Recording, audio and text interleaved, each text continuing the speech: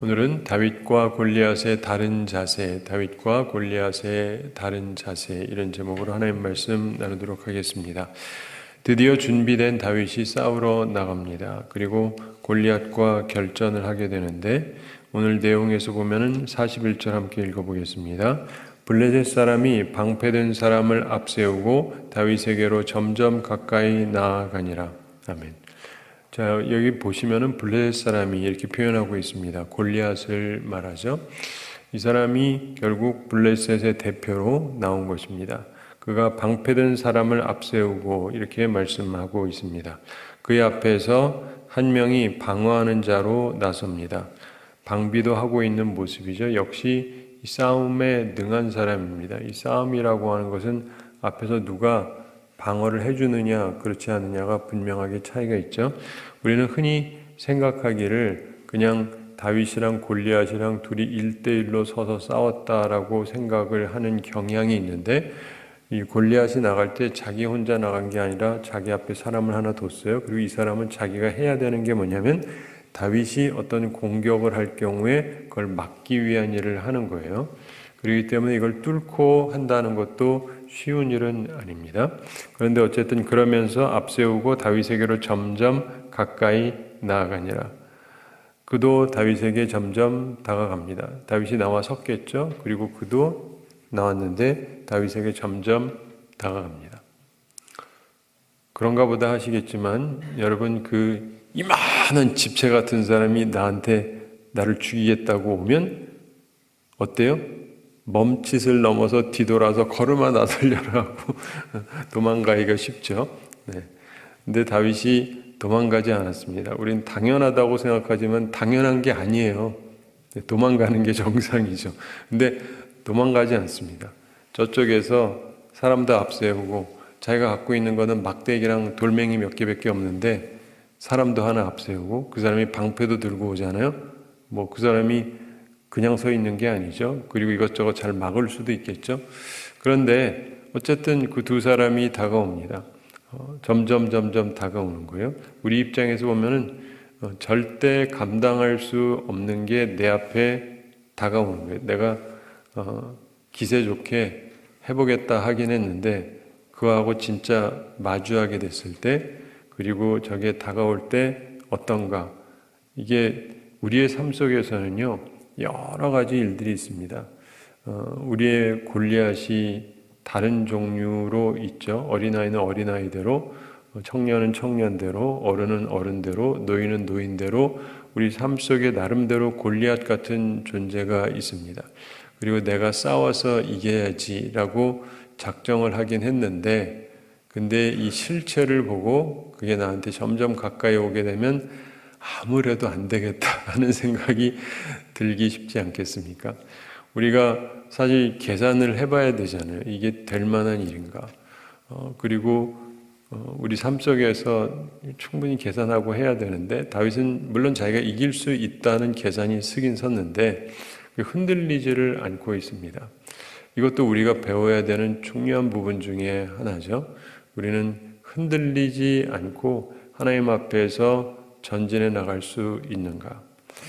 자, 그러면서 우리는 이제 골리앗의 자세를 42절, 43절, 44절에서 보게 되고 그 다음에 다윗의 자세를 45절에서 보게 됩니다.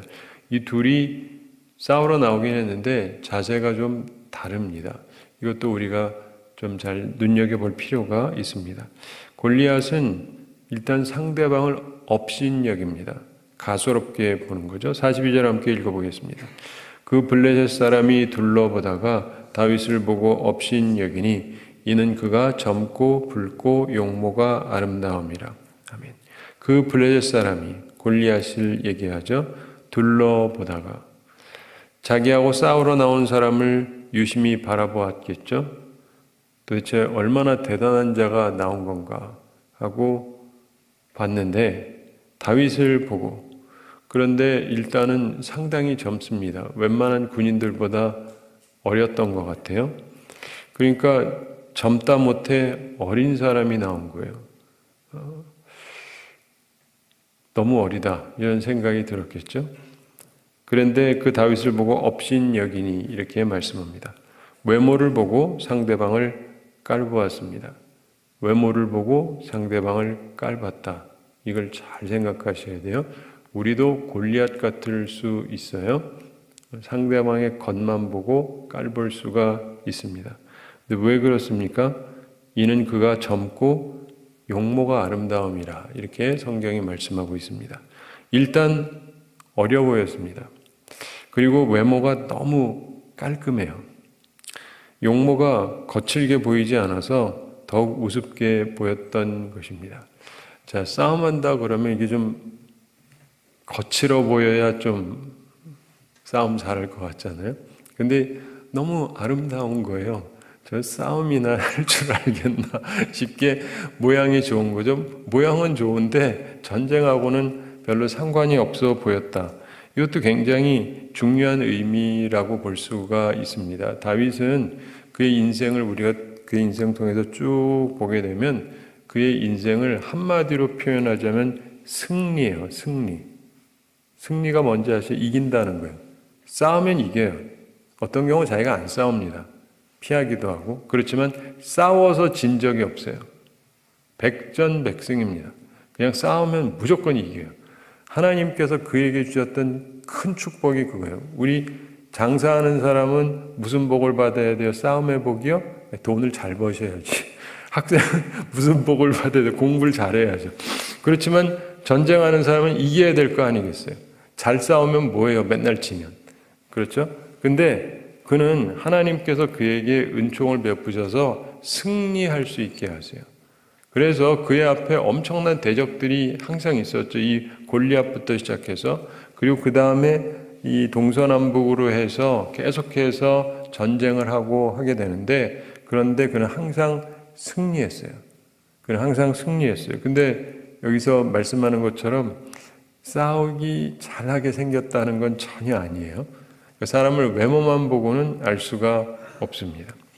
자, 그런데 바로 이런 부분 때문에 여러분 어떤지 모르겠는데 지금도 전쟁에 대해서 소위 전쟁 전문가들 해가지고 군사 전문가들 그러면서 이런저런 얘기들을 하는데 그분들의 평가에서 보면은요 항상 잘못된 것들이 너무 많아요. 이유는 뭐냐면 바로 이거예요. 겉으로 보면 상대가 안 된다 끝. 겉으로 봐서 상대가 안 되지만 그런다고 끝이 아닙니다. 우리는 우리 시대에 그러니까 저는 어려서 경험을 했다고 볼 수는 없지만 그래도 알고는 있죠. 그래서 좀 나이 드신 분들은 압니다만은 미국하고 그 베트남하고 싸웠던 거 아시죠? 네. 누가 이겼습니까? 미국이 완벽하게 이겼잖아요. 아니거든요. 그래서 미군이 철수를 합니다. 그 베트남이 남북으로 우리처럼 이렇게 갈라져 가지고 싸우고 있었는데 한쪽은 공산주의자들이고 한쪽은 아닌데 미군이 아무래도 이제 자본주의 하는 사람들을 지지를 했는데 그 당시에 이 사람들이 굉장히 월남월맹 그래가지고 싸웠잖아요. 근데 엄청나게 부패했었어요. 엄청나게 부패했습니다. 그래가지고 미군이 무기를 주잖아요. 그 무기를요 적한테 팔아먹었대요. 이해가 되세요? 우리나라 남한의 군대 주면은 북한에다가 팔아먹었다. 막 이 정도로 세계가 무너져 있는 거예요. 정신 세계가. 그러니까 이게 문제가 많죠. 그리고도 미국이 오기는 왔는데 실제적으로 1대1로 싸우면 상대가 안 됩니다. 미국을 감당할 나라가 실제로 없을 판인데 이 사람들이 어떻게 이길 수가 있어요. 근데 우리 베트콩 그래가지고 맨날 얘기를 하는데 이 사람들이 했던 게 게릴라 방식을 쓴 거예요. 게릴라 방식. 그래가지고 땅속에 숨어 있고 땅을 엄청나게 팠거든요. 그래가지고 거기 숨어 있어가지고 위에서 폭격해도 소용이 없고 뭐 약을 뿌려도 소용이 없어요. 그리고는 숨어 있다가 나와가지고 하는데 나올 때도 보면은 딱 전쟁 제대로 하는 것처럼 입고 나오는 게 아니라 그냥 농사꾼으로 나오는 거예요. 그리고 여성도 나오고 애들도 나오고 그러니까 공격할 것 같지가 않은데 그리고는 지나다가 갑자기 공격을 하는데 그러니까 미군들이 감당이 안 되는 거예요. 근데 처음엔 굉장히 깔봤지만 나중에는 겁이 나니까, 그래서 미군들이 그 민간인을 살상했다 뭐 이런 얘기들을 하는데, 왜 그러냐면 저쪽이 자꾸 민간인으로 위장을 해가지고 공격을 하니까 그 다음에 겁이 나는 거예요. 이게 평상시에 나랑 싸우는 사람은 남자 중에서 싸울 것 같은 사람만 싸우면 괜찮은데, 맨날 지나다가 우리 여성분들이 저를 때리고 그러면 제가 여성을 봐도 겁이 나겠죠? 또 저 여자도 그거 아니야? 뭐 이렇게 생각할 수 있겠죠. 근데 그게 잘못하면 죽는 거니까 이 사람들이 노이로제가 걸리는 거예요. 그래가지고 여성이고 애고 겁이 나니까 막 죽여버리고 이런 일들이 발생을 했었는데, 그런데 우리가 보게 되는 것 중에 하나가 뭐냐면 껍데기만 보고 이긴다? 그거는요, 전쟁사를 보면은 전혀 사실이 아닙니다.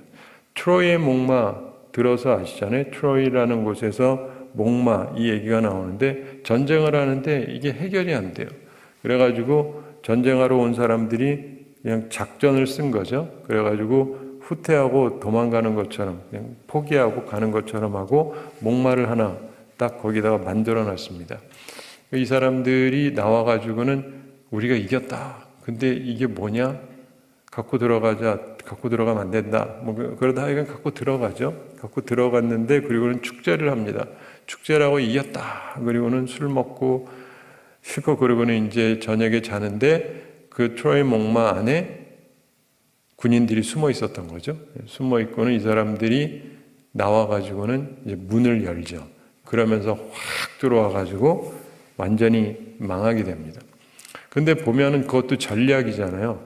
워낙 방비가 잘 돼 있기 때문에 뚫고 들어오지를 못하는 거예요. 그런데 상대방이 마음을 풀어버리는 사이에 쑥 들어와 있다가 여기서 전략을 써서 완전히 성벽을 열어놓고 그래서 싸움에서 이깁니다. 그래서 전쟁할 때 제일 주의해야 되는 게 뭡니까? 방심하면 안 돼요. 상기하자 6.25. 우리 옛날에 많이 쓰던 말인데. 근데 상기하자 6.25. 6.25가 6월 25일이 주일날이었습니다. 주일날이었어요. 그리고 그 당시 주일날 다 쉬었어요. 그래가지고 많은 군인들이 쉬러 나갔고, 그 대비를 안 하고 있을 때 그때 터트린 거예요. 모든 부분들이 그렇습니다. 미국이 당했을 때 우리 잘 알죠? 진주만에서 일본 군들이 비행기 갖고 와가지고 폭격하고 할 때에도 역시 방비를 안 하던 때에 들어온 거예요. 그래야지 상대방을 크게 무찌르기가 쉽잖아요.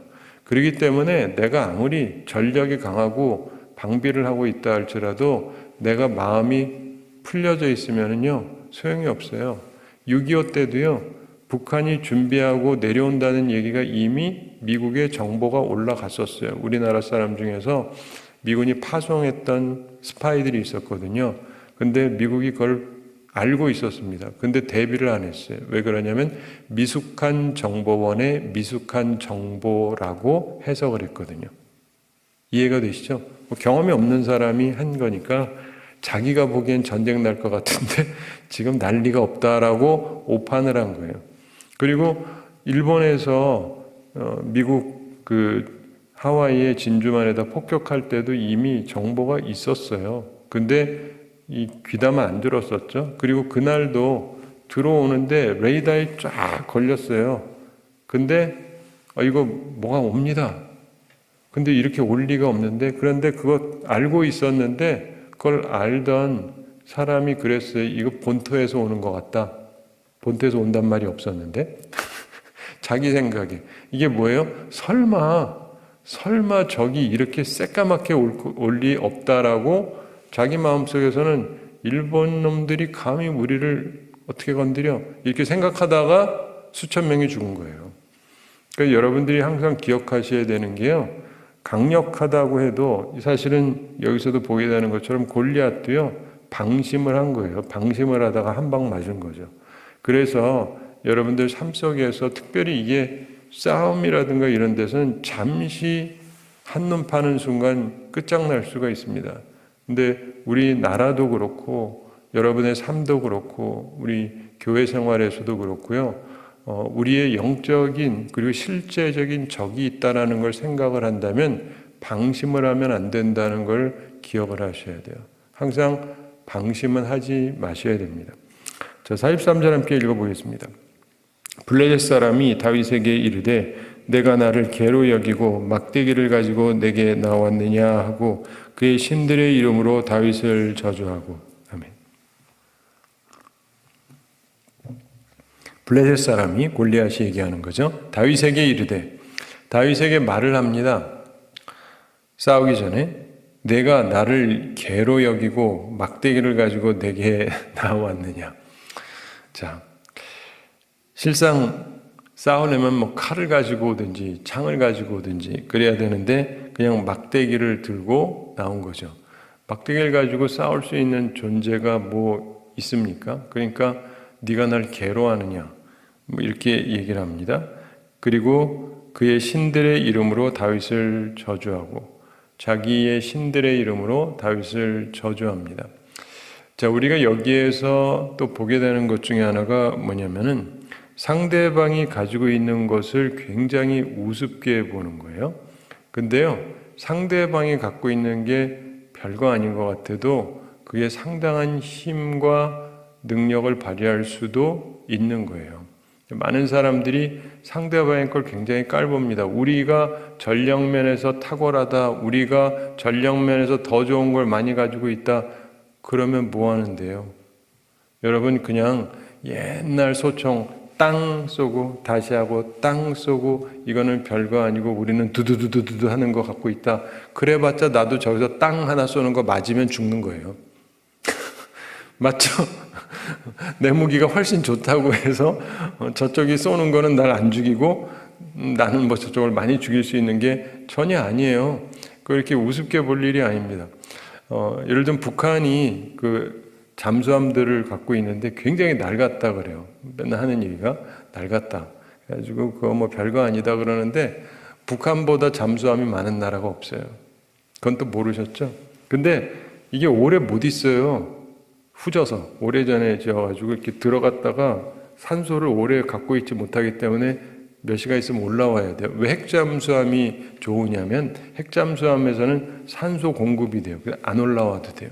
안 올라와도 되니까 그냥 밑에 있으면 몰라요.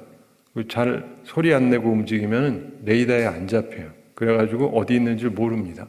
그러니까 좋기는 한데, 그러니까 북한 거는 아주 그 옛날 만들고 모든 면에서 속도나 모든 면에서 다 떨어지고 그러니까 그게 별거냐 하는데요. 그래도 할 건 다 해요. 할 건 다 하고 안 잡혀요. 그런데 그만큼 갖고 있는 나라가 없어요. 그래서 우리나라 가깝잖아요. 저기서 여기. 멀어요? 안 멀잖아요. 그래가지고 뭘 하기 시작을 하면요. 갑자기 바다 쪽에서 나오는 순간 우리는 방비가 안 돼요. 아주 탁월한 걸 갖고 있어야만 그런 게 아니라 뭐 핵이 많아서 많이 아니에요. 재래식 무기라는 것도요. 가벼운 게 아닙니다. 근데 아무튼 우리 인생에 있어서 별거 아니다. 우리나라 게 뭐 최신식이다. 최신식이 뭐예요? 최신식은요, 잘 못 써요. 어떻게 하는지를 몰라요. 그거 아세요? 진짜요.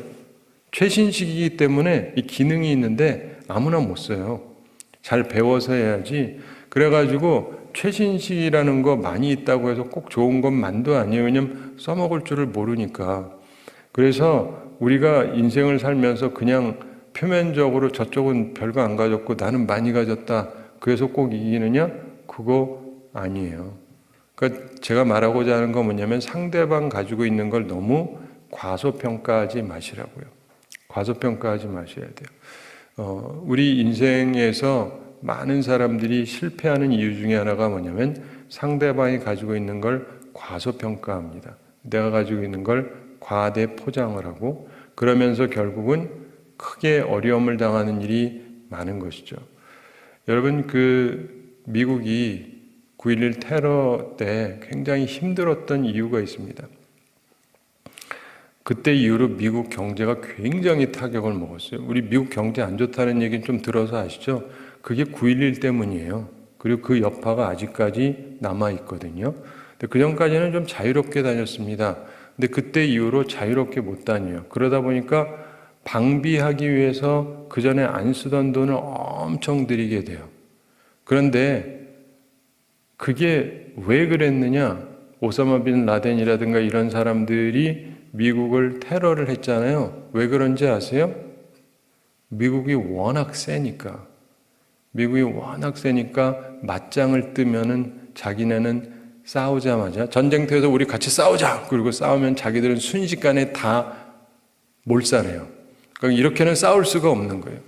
그래서 이들이 연구를 한 거예요. 미국이랑 싸워서 이긴 경우가 있습니까? 딱 하나 있어요. 베트남. 그게 뭐예요? 게릴라전. 그걸 인용해가지고 그 방법을 쓴 거예요. 테러리스트들이 하는 게. 그래가지고 1대1로 해가지고는 안 되고 아주 평화로운 듯이 하면서 여객기를 납치해가지고 한다라든가 이럴 거라고 누가 생각을 했어요. 근데 그러다 보니까 그 다음에 미국 사람들이 정신을 못 차리는 거예요. 그러다 보면서 그 여파가 지금까지 가고 있는 거예요. 근데 그게 미국만이 아니라 온 세계가 그렇게 되는 거죠. 그래서 우리 보면은 그 당시에도요, 그 미국의 부시 대통령이었는데 부시라는 분이 두 분 있었거든요. 아버지도 대통령이었고 아들도 대통령이었는데 아들 대통령 때였어요. 근데 아버지가 본래 정보국에 수장하던 분이에요. 그래서 아들한테 얘기했습니다. 테러로 공격할 테니까 주의해라. 미국을 공격 못하니까 테러로 할 거다. 조심해라. 근데 다 알려진 얘기예요. 아들이 아버지 말을 무시했어요. 아버지는 늙어가지고 말이야 옛날 얘기만 하고 있어. 누가 우리를 건드려? 누가 우리를 건드려? 그러다가 큰 코를 다쳤죠. 사랑하는 성도 여러분, 남이 가진 거 별거 아니니까 그게 별거 아닌 게 아니라 그게 나한테 굉장히 치명타가 될 수도 있어요. 상대방 가지고 있는 거를 그렇게 깔봐가지고 깔본다고 뭐 그게 되는 게 아니에요. 그러니까 이 부분도 여러분들이 잘 생각을 하셔야 돼요. 만사 상대방이 가지고 있는 거를 폄하하고 깔본다고 해서 되는 게 아닙니다. 44절 함께 읽어보겠습니다. 그 블레셋 사람이 또 다윗에게 이르되 내게로 오라. 내가 내 살을 공중의 새들과 들짐승들에게 주리라 하는지라. 아멘. 그 블레셋 사람이 또 다윗에게 이르되 골리앗이 추가해서 말을 합니다. 내게로 오라. 이리 와. 덤벼. 이거예요. 싸울 때 여러분 우리 옛날에 보면은 권투 같은 거 하시면서 보면은 이제 여러분 안 하셨겠지만 이렇게 권투 선수들 하면서 보면 이러잖아요. 덤벼봐, 덤벼봐. 어떤 경우는 일부러 가드도 딱 내리고 쳐봐 뭐 이러기도 하고 그러면서 덤비라고 이렇게 하기도 하는데 이게 뭐냐면 가까이 오라고 말하면서 겁을 주는 겁니다. 그러면서 내가 내 살을 공중의 새들과 들짐승들에게 주리라 하는지라. 너 죽여버리고 그리고 나서 네가 처참한 최후를 맞게 될 것이다. 새들이 너 뜯어먹고 들짐승들이 널 먹고 이렇게 만들어주겠다. 공언을 합니다. 자, 여기서 보면 그의 자세는 교만함이에요. 그렇죠? 철저하게 교만합니다. 그리고 따라서 방심을 하게 만들었던 것입니다. 스스로를. 여러분 모든 부분에서는요 방심을 하면은 안 돼요. 근데 방심하는 순간 어려울 수가 있어요. 여러분 그 권투 하는 걸 보셨는지 모르겠는데 세계 챔피언이라든가 이런 데 나올 정도의 사람이면 그래도 한 방이 있어요. 주먹도 약하고 싸울 줄도 모르는데 세계 챔피언전까지 나오지는 못해요. 그래도 어느 정도 싸울 줄 아니까 오죠. 근데 이렇게 할 때 보면은 근데 왜 저렇게 밀리지? 하는 경우가 있어요. 힘을 하나도 못 써요. 왜냐하면 이쪽이 워낙 잘하니까. 방비도 잘하고 때리기도 잘하고 그러면 이쪽이 꽤 훈련된 사람이라 할지라도 이기기가 쉽지가 않습니다. 그렇지만 이렇게 1, 2, 3, 4, 5, 6, 7회, 8회 가면서 계속 그러고 있다가 순간 약간의 틈을 보였을 때 그때 한 방 치면은 나가 자빠지기도 해요. 예. 실제로 그래요. 왜냐하면 이 사람도 한 펀치를 하니까. 근데 그 순간에 무너지는 거예요. 그래서 우리가 인생을 살면서 보면은요, 교만해가지고 방심하고 이러는 건 굉장히 위험한 것입니다. 물론 우리가 살아가면서 용기를 가지고 살아간다라는 것은 중요하긴 하지만, 그러나 동시에 방심하고 교만하고 이러는 건 굉장히 위험한 거예요. 우리는 골리앗이 졌으니까 그런가 보다, 그리고 다윗이 이겼으니까 그런가 보다, 단지 다윗은 하나님을 의지해서 이겼다, 요거 하나만 생각을 하는데, 골리앗이 그 강력한 사람이 왜 졌는가? 그가 방어만 잘했어도 쉽지 않았겠죠? 자기 완전히 전신갑주로 무장이 되어 있는데, 쉽게 말하면 얼굴 하나만 제대로 막았어도 어떻게 할 수가 없는 거예요, 저쪽이 갖고 있는 걸로. 근데 이게 왜 날라와서 맞았겠습니까? 방심하다가 맞은 거죠. 방심하다가 맞은 거예요. 그러니까 우리가 살아가면서요, 방심하고 교만해지는 것 주의해야 돼요. 특별히 우리가 영적인 면에서 그렇습니다. 우리의 대적이 있잖아요. 영적인 대적이 있어요. 그래서 이 마귀는 우는 사자같이 하나님의 택한 자라 할지라도 삼키려고 한다. 기회만 있으면 우리를 공격해서 공략하려고 한다. 이걸 잊으시면 안 돼요. 마귀를 두려워할 건 아니지만 교만하게 방심할 일은 아니에요. 그래서 항상 여러분의 삶 속에서요, 이거를 염두에 두시는 게 좋습니다. 그런 면에서 욥 같은 경우도 훌륭한 사람이었죠. 자기가 하나님께서 복을 주셔가지고 하나님의 은혜 가운데 거하지만 항상 자기에게 무슨 잘못이 없는가 해서 돌이켜보고, 특별히 자녀들 같은 경우도 하나님의 은혜 가운데 이들이 너무 복되게 잘 살다 보니까 얘들이 혹시라도 마음으로라도 하나님께 범죄할까 해가지고 항상 하나님 앞에 제사를 드리고 그랬잖아요. 굉장히 중요한 부분입니다. 내 아이가 잘 된다 그러면은요, 잘 되는 것으로 끝나지 않고 애가 교만해지고 방심하고 그러면서 영적으로 해이해지고 하나님 앞에 범죄하기가 굉장히 쉬워요. 근데 그런 부분에 대해서 그는 항상 생각을 한 거예요. 여러분들 그런 생각 하십니까? 대부분의 부모들은요, 내 아이가 잘 되면 그냥 좋기만 한 거예요. 뭔 상관이야, 좀 잘못하면 어때? 잘 나가고 있는데. 그러시면 안 돼요. 애가 실수함으로 하나님 앞에 범죄하면 그걸로 인해서 마귀가 치고 들어가서 무너뜨릴 수 있거든요. 그렇기 때문에 항상 방비가 필요한 거예요. 영적인 면에 있어서. 그래서 저는 권투를 배워본 적은 없는데 딱 한 번 했거든요. 중3 때인가. 근데 어떤 애가 하도 하자고 해가지고 안 한다고 하다가 했는데, 이게 한 번도 해본 적이 없으니까 이 권투를 하면요, 중요한 것 중에 이걸 올리고 있어야 돼요. 그래야지 저쪽이 때릴 때 이거 막으니까. 근데 이게 잘 안 돼요. 이게 무거워요. 무거운데, 물론 진짜 프로들은 가벼운 걸 쓰는데 우리는 아마추어니까 이렇게 두꺼운 거를 쓰는데, 그러니까 이렇게 들고 있기가 힘들어요. 하다가 이렇게 내려가면 이제 그냥 맞으면 되게 아프죠. 근데 이게 방어하기 위한 것도 쉽지는 않아요, 사실은. 항상 방어 태세를 취한다는 것도 쉽지는 않죠. 그런데 근본적으로 우리들이 살아가면서 마음 속에서 이 필요성을 못 느끼면서 하다가 크게 어려움을 당할 수가 있죠. 근데 골리앗에겐 그런 부분이 있었어요. 오늘 말씀을 보면서 여러분 중에도 요즘 혹시 방심하고 계시는 분이 계시면 방심하지 마시고 교만하지 마시고 스스로의 모습을 잘 돌이켜보시게 되기 바랍니다. 그리고 이제 다윗의 자세를 보게 되는데 싸움의 관점이 달라요. 45절 함께 읽어보겠습니다. 다윗이 블레셋 사람에게 이르되 너는 칼과 창과 단창으로 내게 나아오거니와 나는 만군의 여호와의 이름 곧 내가 모욕하는 이스라엘 군대 하나님의 이름으로 내게 나아가노라. 아멘. 다윗이 블레셋 사람에게 이르되, 다윗도 골리앗에게 말을 합니다. 그러면서 너는 칼과 단창으로 내게 나아오거니와 칼과 창과 단창으로 내게 나아오거니와. 골리앗은 전쟁 무기를 들고 그와 싸우러 나왔습니다. 그런데 나는 만군의 여호와의 이름 곧 내가 모욕하는 이스라엘 군대 하나님의 이름으로, 이렇게 얘기합니다. 그것으로 내게 나아간다. 다윗의 전쟁 무기는 하나님의 이름이다. 이렇게 이야기를 합니다. 이게 놀랍지 않습니까? 우린 하도 많이 들어서 그런가 보다 하지만 하나님의 이름으로 너에게 나아간다.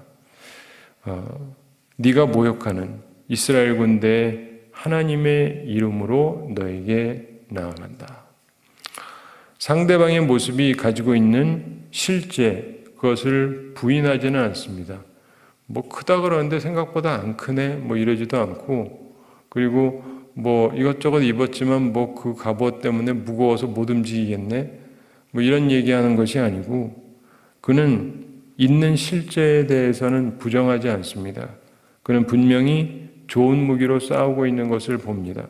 저쪽이 좋은 걸 많이 가지고 오는 걸 알아요. 전쟁에 유리한 것들을 다 준비해서 갖고 오는 것을 부인하지 않습니다. 그런데 자신이 가지고 있는 참된 힘의 근원을 선언을 합니다. 하나님의 이름을 높이려고 하는 것이죠. 우리에게도 이게 중요한 것입니다. 여러분, 전도서에서 저랑 말씀을 나눴던 분들은 기억하시겠습니다만은요, 전쟁은요 유력하다고 이기는 게 아니에요. 당연히 유력해야 좋죠. 여러분, 올림픽을 할 때에도 보면은 누가 이기느냐, 당연히 빠른 사람이 이겨야죠. 일반적으로는 그래요. 그러나 그날 컨디션에 따라서 얘기는 또 달라질 수가 있어요. 그래서 모든 부분들에 있어서요, 당연히 유리한 사람이 유리한 건데 그게 꼭 그렇게 작용하지만도 않아요. 그러므로 이게 잠언은 지혜에 대해서, 전도서는 때에 대해서 얘기하는 거예요. 때에 대해서. 제가 언젠가 말씀드렸는데, 제가 청년 시절에 한국에서 이제 신문에 크게 났습니다. 헤비급 챔피언이 된 의사 선생님 얘기가 딱 나왔어요. 우리나라 세계는 아니고 한국에서 권투 대회를 하는데 이분이 우리나라 챔피언이 된 거예요. 근데 한 번도 안 싸우고 됐어요. 왠지 아세요? 출전한 사람이 자기밖에 없었어요. 저희가 어릴 때는 뚱뚱한 사람이 별로 없었습니다. 헤비급이 거의 없어요. 근데 이분이 의사인데 나왔는데 나온 사람이 아무도 없어요. 그래가지고 그냥 챔피언이 된 거예요. 그래가지고 신문에 이만하게 나왔는데 되게 재밌다 이런 생각을 했던 적이 있습니다. 그게 타이밍이 좋았던 거죠. 요즘 같으면 힘들겠죠. 근데 그런 것처럼 때가 어떠냐 하는 것도요 굉장히 중요한 부분인데, 그런데 하나님을 사랑하는 마음으로 살아가다 보면 하나님께서 때가 나한테 유익하게 해주세요. 근데 그렇지 않으면 때가 나한테 유익하지가 않아요. 그리고 이 부분도 조금 더 깊게 가서 보시면 때로는 하나님께서 나 이거 진짜 원하는데 안 되게 하세요. 근데 이게 지나고 나서 보면 훨씬 좋은 거예요. 안 된 거지만. 제가 우리 부목사님들한테 한 가지 얘기를 했었는데, 제가 이제 한국에서 대학 다니다가 미국 가서 대학하고 신대원하고 그러면서 제가 생각하기는 프린스턴에서 마스터를 2개를 했거든요. 석사. 그리고 이제 거기서 박사를 하려다가 제가 하려던 전공이 거기 없어요. 그래가지고 어떻게 할까? 그러다가 그냥 디민이나 하자, 목회학 박사 하자 이렇게 생각했어요. 그래도 어쨌든 프린스턴으로 다 따면은 굉장히 괜찮을 것 같아서 거기서 목회학 박사 받은 사람도 몇 명 없거든요. 그래서 하려고 했는데, 그러려면 시간이 조금 필요합니다. 그러니까 졸업하고 이제 풀타임으로 몇 년 해야 되고 안수받고 뭐 이런 것들이 필요한데, 그 준비하고 나서 뭐 급한 건 아니니까 그러다가 이제 어느 날 하려고 했어요. 근데 참고로 이 PhD라고 하는 건 일반적인 거고, 그 다음에 이제 목회학 박사라고 하는 것은 시작 자체가 프린스턴에서 제일 먼저 시작해서 지금 많은 학교들이 하고 있는데, 근데 그때 하려고 그랬더니 안 받는데요. 왜 안 받아요? 그랬더니 안 하기로 했대요. 지금 들어온 사람들만 하고. 언제 또 할 거냐 그랬더니 안 한대요. 기분 되게 나쁘더라고요. 왜 하필이면 내가 하려고 그러는데 이제부터 안 한대요. 그래가지고 섭했죠. 섭해가지고 그러다가 안 하니까, 그래서 이제 딴 데 흘러가가지고 좀 하다가, 그러다가 제가 한국에 왔었는데, 그러면서 제가 한국 와서 제가 온 지 10년 됐거든요. 만 10년 한 6개월쯤 된 것 같아요. 근데 한국 와서 제가 느낀 것 중에 하나가, 제가 한국에서 신학교를 안 다녔더니 우리나라 분들은요, 학연이 굉장히 중요해요. 나랑 같은 학교 나왔다. 이게 되게 중요해요. 나는 안 다녔잖아요. 그러니까 곳곳마다 가면은 이 왕따 분위기 가지고 별로 안 좋아하는 거예요. 그래가지고 내가 고민하다가 안 되겠다 싶어가지고 제가 3년 전에 해가지고 거기에 이제 박사 과정이 있어요. 그래서 주로 쉬는 날 하면서 할 수 있어가지고 월요일 날 주로 공부하거든요. 그래가지고 거기 들어가서 2년 공부하고 지금 3년 차라서 논문을 쓰는데, 이렇게 몇 년 하니까 이제는 미워하는 사람이 쫙 줄어들었어요. 나도 거기를 다니고 있다. 그러면서 내가 드는 생각이, 옛날에 프린스턴 못 들어간 게 다행이다. 문 닫혔던 게 다행이지. 안 다치고 내가 거기서 박사까지 하고 들어왔으면 더 미움받았을 텐데 차라리 안 된 게 다행이다. 라는 생각을 해요. 그러니까 우리가요, 때에 대해서도 그렇습니다. 하나님이 열어주기도 하고 닫기도 하고 그러시는데, 어떤 거는 닫히는 게 나한테 이후에 보면 훨씬 나은 경우도 있어요. 그러면서 제가 그런 생각을 합니다. 사랑하는 성도 여러분, 우리가 살아가면서 보면은요, 어쨌든 간에 하나님을 위해서 열심히 살다가 보면 하나님의 은혜가 함께 하는 거예요. 그러므로 여러분도 그런 마음으로 하나님을 꼭 섬기시게 되기 바랍니다. 다윗에게 있어서 중요한 자세는, 그는 근본적으로 온전한 이 세상을 창조하시고 다스리시는 여호와 하나님을 섬기고 있었고, 그리고 거기에서도 그는 하나님의 이름을 위해서, 하나님의 영광을 위해서 자기의 목숨을 걸었습니다. 하나님께서 자기에게 기름을 부어주셨잖아요. 하나님께서 기름을 부어주셨습니다. 그렇다면 자기는 이 나라를 위해서 힘내야 되는 게 마땅하죠. 자기가 왕으로 세움을 받았으니까. 그래서 목을 걸 생각을 한 거예요. 그런 면에서 사울 왕은 그런 마음이 없었죠. 괜히 나섰다가 죽으면 큰일 나니까. 근데 이 사람은, 다윗은 하나님의 영광을 위해서 움직입니다. 사랑하는 성도 여러분, 그의 마음을 잘 생각해보고 그의 마음 속에 내 마음을 맞춰보려고 생각을 해보세요. 저 사람은 이런 생각을 했구나. 이런 마음으로 가졌구나. 나도 그런 사람이 되어야 되겠다. 그래서 하나님께서 기뻐하시는 삶을 살고 하나님의 은총을 입는 삶을 살아가는 우리 모두가 되기를 바랍니다. 우리 함께 기도하겠습니다. 사랑의 하나님 아버지, 우리를 사랑하시고 오늘도 저희에게 귀한 말씀 주심을 감사드립니다. 다윗과 골리앗의 다른 자세를 보면서 우리 스스로의 모습을 돌이켜보게 하여 주시고, 하나님께서 기뻐하시는 자세를 갖는 주의 사람들 다 되게 하여 주시옵소서. 교만하고 방심하는 것이 아니라 항상 하나님 앞에서 용감하되 주의 영광만을 위해서 힘써 나가는 주의 사람들이 될 수 있도록 우리의 마음을 온전케 하여 주시옵소서. 주님, 저희들은 힘이 부족합니다. 어리석습니다. 저희들에게 지혜를 허락하시고 하나님을 경외하는 마음을 주시고 하나님이 기뻐하시는 길을 걸어가는 주의 사람들 다 되게 하여 주시옵소서. 오늘도 주님 앞에 나오며 주님의 은혜를 간구합니다. 우리 성도들에게 영육 간의 강건함을 더해 주시고 일용할 양식 공급해 주시고 시험에 들지 않고 악과 싸워 이기는 주의 용사들이 다 되게 하여 주시옵소서. 주님, 우리가 주님을 기쁘시게 하는 사람들이 되게 해주시고 하나님께 영광 돌림으로 하나님께서 우리를 사랑하시고 축복하시고 큰 은혜를 베푸심을 항상 체험하며 살아가게 하여 주시옵소서. 감사드리며 예수님의 이름으로 기도드리옵나이다. 아멘.